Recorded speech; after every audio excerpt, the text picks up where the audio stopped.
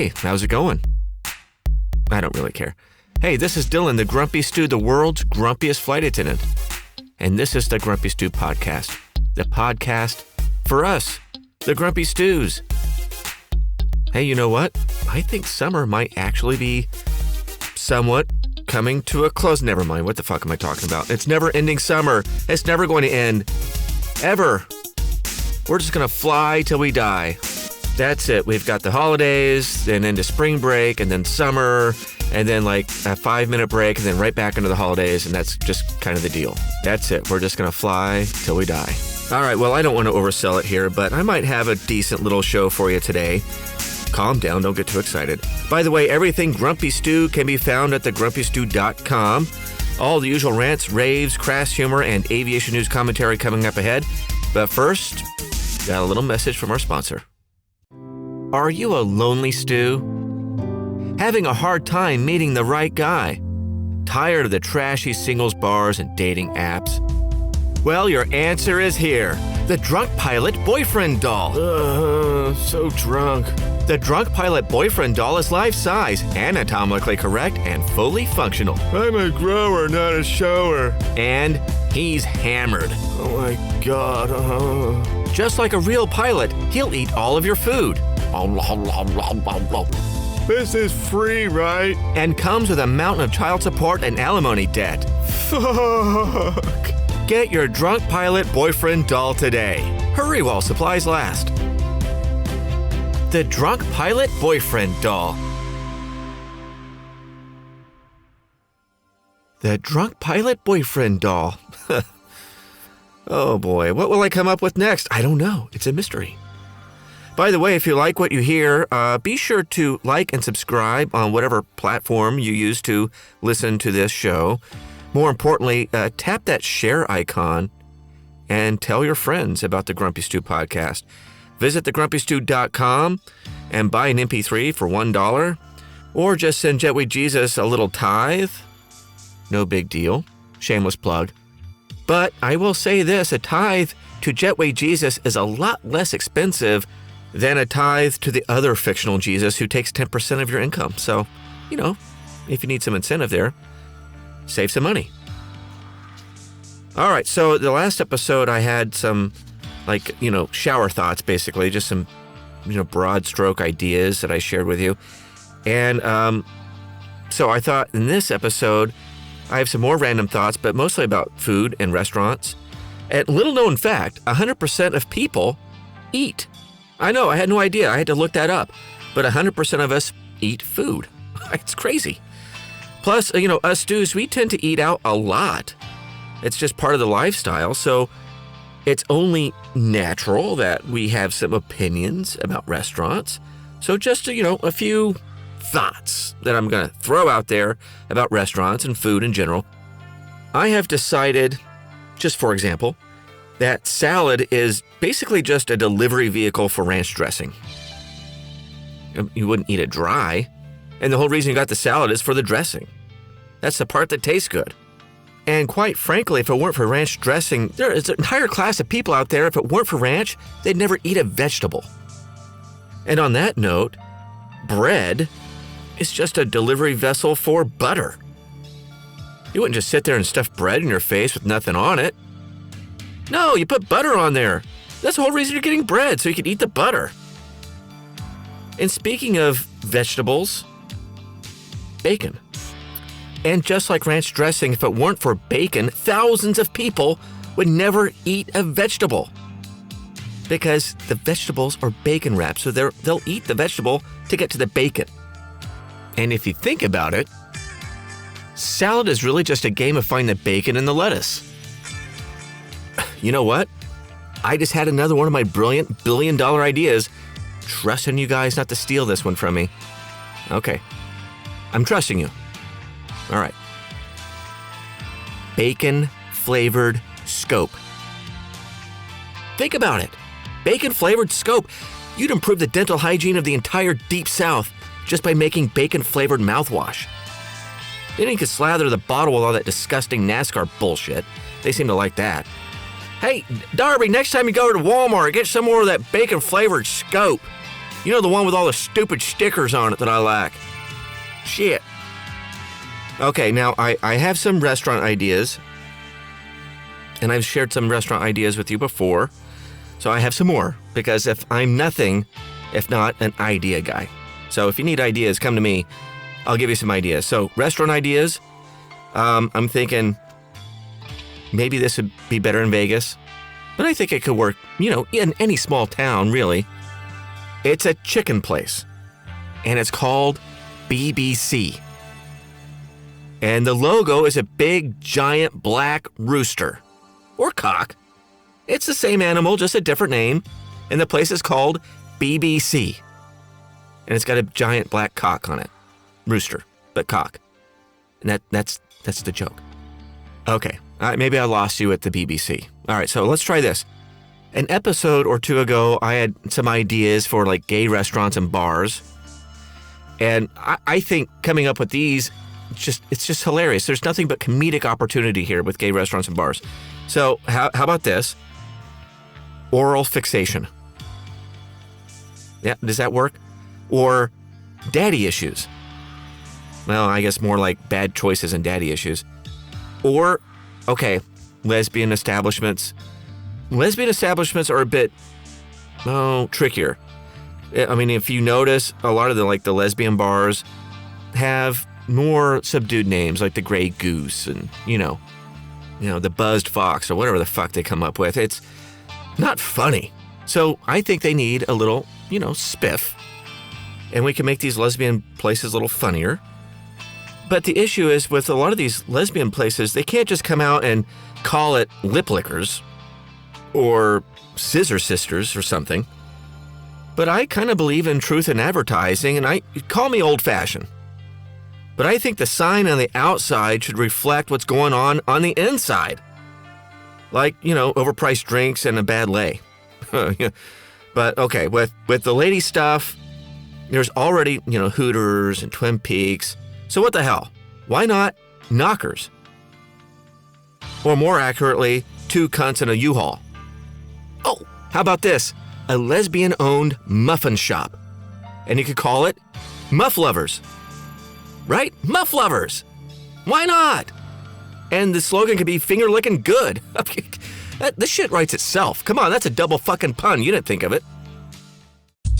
Does your child have a hard time sitting down and shutting the fuck up? Has medication proven useless against your mutant spawn? Are you desperate for some peace and quiet? Well, I have the solution for you. The Immobilizer. The Immobilizer is the only car seat that fully immobilizes your child. And with the optional ball gag, you'll finally get the peace and quiet and peace of mind you deserve. Just wrangle your little hellspawn into the Immobilizer and the patented restraint system takes over. The Immobilizer is not FAA certified for use on commercial aircraft, but we won't tell anyone. The Immobilizer. Get yours today. That Immobilizer sounds like a pretty good freaking idea, and I bet some of you wish you had one for your stupid little fucking kid. Too bad it's completely fictional and I just made it up. Because, I think that's $1 billion idea. Completely restrained. He can't even talk. Fuck him. He's immobile. All he could do is blink or sleep. And mom gets to take a nap. That's what that means. All right, so anyway. Typically, about this time, I'd be going into a rant of some sort and then follow that up with aviation news commentary. I'm going to go into the aviation news commentary portion of the show now, so brace yourself for aviation news commentary. In case I haven't said that enough times, aviation news commentary, followed by a rant. Okay, so.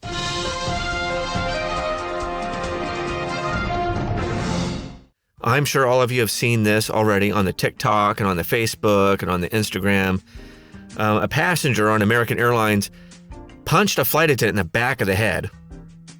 And this guy was arrested. He's facing 20 years in prison for what he did.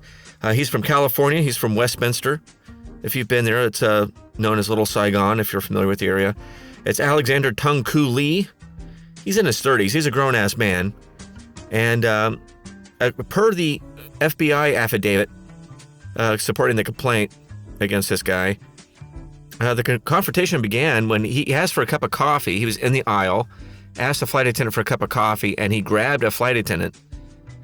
And then this other flight attendant decided to confront this asswipe for physically getting involved with the flight attendant. And so this flight attendant that was ultimately punched was met with a fighting stance from this jerk. And so anyway, the flight attendant that was punched in the back of the head, he turned around to go call the captain to let the flight deck know of the disturbance in the cabin so they could have police meet the aircraft. And this freaking coward gets behind the guy and punches him in the head and kind of like bounces back like he's a heavyweight boxer or something and runs to the back of the plane, where then he's apprehended and restrained and has to be tied to a fucking chair because he's an ape. He's obviously escaped from the zoo. There's something wrong with this guy. Anyway, so he's never going to fly again. He's going to be in jail for a really long time. And this poor flight attendant that was hit had to go to the hospital, but hopefully he's okay. Boeing has been ordered to pay the SEC $200 million to settle charges that it misled investors about the 737 MAX. The Securities and Exchange Commission last week charged the Boeing company and its former CEO, Dennis A. Muhlenberg, with making materially misleading public statements following the crashes of Boeing aircraft in 2018 and 2019. These are the crashes that involved the 737 MAX and that new control function they call the Maneuvering Characteristics Maneuvering Characteristics Augmentation System, the MCAS system. I saw a big documentary about this MCAS thing and the Boeing thing in relation to the pilots not being aware of MCAS, what it is, what brought about the MCAS, contractual obligations from Southwest, basically forbidding Boeing from mentioning MCAS, putting it in any of the training documents and the reference guides and all that shit. It's a pretty big deal. If I can remember what it's called, I'll post it. But I encourage you to go look for it. But that's it all stems from the MCAS, and they're lying about it. Let's see, what else is of interest? And speaking of the 737, a Copa Airline 737 overshot the runway at Tocumen Airport. Luckily, no one was hurt, so that's not too big of a deal. And if you've got the travel bug, if you've been wanting the non-rev somewhere, particularly to Asia, great news. Japan is set to lift all of its COVID restrictions next month in October. I want to say it's October 11th. Japan is lifting its restrictions, so you no longer have to be part of a tour guide or have some sort of planned agenda to enter Japan for tourism purposes. Same thing with Taiwan. Taiwan is the latest Asian country to reconnect and ditch quarantine rules. So if you're Taiwanese, if you have some family out there, or if you just want to go out there for pleasure, now that looks like it's going to be possible here in the near future, assuming airlines are servicing these countries. That's the other question. And additionally, Virgin Australia will restart international flights from Adelaide in December. So that's good news for our friends at Virgin Australia. I know they've been struggling. No real news yet on Cathay Pacific as to what their situation is. It seems to be a little up in the air at the moment. No pun intended. And in local news, here in Orlando, MCO just opened up its new international terminal that's known as Terminal C. And they welcomed their first guest. It was Aer Lingus. That was their first flight, first airline to use the new state-of-the-art, brand new Terminal C at MCO. Now, if you were ever interested in what ever happened to the last passenger Boeing 767 that was produced, and where is it flying, and if it's still around, well, I stumbled upon a neat little article, and at the time of this article's publication, the newest Boeing 767 is a 300F variant, which was delivered to Denmark's Maersk Air on September 20th. Indeed, Boeing has been consistently producing and delivering the wide-body since 1982. Now, I thought they stopped producing the 767 altogether like 8 or 9 years ago, but apparently, for the past several years, the U.S. manufacturer has only been producing freighters and military tankers utilizing the 767 platform. I didn't know that. I just assumed they just completely stopped making the platform altogether. So which airline ended up taking the last passenger 767 that was built? And where is it flying in 2022? Well, the last 767-300 built for passenger service, is operated by Kazakh carrier Air Astana.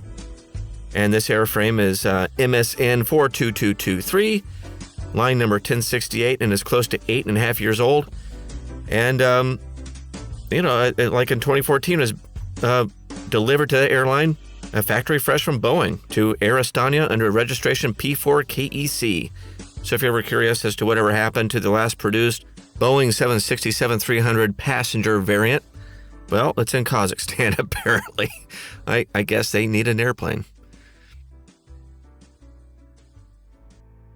So it's about this time I usually rant and rave about something completely moronic or stupid or a waste of my time, but I don't know if this is really going to be so much of rant as it possibly, maybe, in the end, a helpful piece of advice. Maybe. We'll see. But lately, been seeing a lot of complaints about lazy new hires with bad attitudes. Everything from refusing to help board, pick up trash, doing the service with their AirPods in their ears. I've heard of one story in which the couple of nudes just sat in the back of the plane during boarding with the galley curtain closed, just fucking off, listening to music, checking out Facebook, whatever, but not helping board. And not all of the 20-something new kids out there are awful and lazy and stupid, but enough of them are. And conversely, there's enough senior mamas out there that could use a lobotomy to fix their bad attitude. Frankly, they just need to go. But, that's a whole other topic. But the 20-somethings, these young kids that don't want to work, don't want to do shit, they just want to sit there and collect a paycheck because, let's face it, daddy's still paying for everything. And if you're new to this flying thing, one thing you might want to remember is this is very much a relationship business. I don't mean a romantic relationship. I mean an interpersonal relationship with other crew people. And some of you are going to find yourself dealing with the aftermath of having a bad reputation. People aren't going to want to pick up your trips or help you swap or help you get that day off you need or help you with the difficult passenger or whatever's going on because you have a bad reputation. Bottom line, flight attendants talk. We gossip. We talk about everything. And we're talking about you. And I would say that you don't want to be that new kid that's known for being lazy or rude. You don't want to be known for being rude to your colleagues. And for you 20-somethings that skated through school, colleague is just another word for coworker. And I don't care if you're rude to the passengers, but don't be rude to your colleagues, especially your colleagues that are senior to you. You'll quickly find out no one will want to work with you. And people won't pick up your trips, etc., etc., etc. I've already gone over that. So let's face it, lots of this bullshit is really a result of helicopter parenting. It's the hover moms and hover dads. It's people my age and people a little bit older than me that have, kids in their 20s that are still paying for every fucking thing. So what the fuck do they care? Of course, me and my generation, we are the result of parents that barely knew our names. We were feral. We were just these wild bohemians that terrorized the neighborhood. We were like raccoons, basically. Our parents kind of knew that we were around somewhere, but never really saw us. They figured that we're still alive when they saw that the food disappeared. That was basically our childhood. We drank water from garden hoses. We're just little savages. We performed death-defying stunts on our bikes without helmets and pads. You don't see kids doing that these days. They need a pad for everything but jerking off. Yeah, there was the occasional death or head injury, but that's just natural selection at work. Leave science alone. It helps. We had to learn how to spell without a spell checker. We had to know stuff like adding an apostrophe S to a word doesn't make it plural. Plural means more than one, okay? Yeah, we're old. But unlike you, 20-somethings, we have important soft skills that you don't have, like making someone's life miserable without doing it on social media, because we didn't have that when we were kids. And the great thing about our soft skill, i.e. making you miserable without never having to put it on Facebook or the Twitters or whatever the fuck it's called, it's not traceable when we do it. So don't fuck with us. Don't be a snitch. Don't be lazy. Don't be a whiny little bitch. maybe, just maybe, we'll look out for you. We'll help you out. We'll show you around. Tell you what's what. Let you in on some little secrets for bidding or maximizing your reserve days so you break your guarantee or whatever. We're more than happy to help. We've been doing this a while. But don't fuck with us, because we'll fuck you right back. We'll fuck with you until you develop an eating disorder. We'll do whatever it takes. Now, on the flip side of the coin is there are plenty of senior people that are unnecessarily hostile to the new kids, that don't take a moment to see things from their perspective and understand that, things are different growing up now than they were 50, 60 years ago, 40 years ago, hell, 40 years ago when I was a kid. It's a lot different now. And I don't buy into this whole mindset that just because it was difficult for me when I first started flying, that it should be as hard for you when you first start flying. I don't buy that. That's a logical fallacy. First of all, it makes zero sense. Anyone that's been in this industry for more than 25 minutes can see that it's a living, breathing organism. It's constantly evolving. Flying today is not the same as when I started 12 years ago. It's not the same as when Bertha started 30 years ago. It's not the same. It's changing all the time. And so this being hard on people because, well, when I started flying 55 years ago, that makes no sense. We have to grow. We have to evolve. We have to reevaluate the way we do things from time to time, because otherwise we won't have a job anymore if we just did the same old thing for 50 years. It doesn't work like that anymore. Anyway, I think the point is don't fuck with us. We'll try not to fuck with you. Don't be a lazy little whiny bitch. Show up, work, be on time. Don't make us wait for you. Don't be late to the van. Don't be late for the trip report and all that other shit. Make us look for you and worry about you and wonder if you're dead or sick or whatever. Just don't do that shit. Take your AirPods out when you're talking to us. Certainly don't wear them in front of the passengers. That's bullshit. Just do what you're supposed to do. Show a little respect, and we'll look out for you. I promise. Well, that's going to do it for episode 47 of the Grumpy Stew podcast. Once again, my name is Dylan. I am the Grumpy Stew. Thanks for checking out this little show. And once again, this is kind of important. So however you listen to this podcast, whether it's on some sort of hosting service or Spotify or YouTube, make sure you click that like button, click the subscribe button, and then tap that little share button. And you can share this across the interwebs on the social medias and all the Twitters. And that way your friends can be cool too. How's that? Everything Grumpy Stew can be found at thegrumpystew.com. Say a little prayer to Jetway Jesus. He's your buddy. And in the meantime, I'll talk to you guys next time. Take care.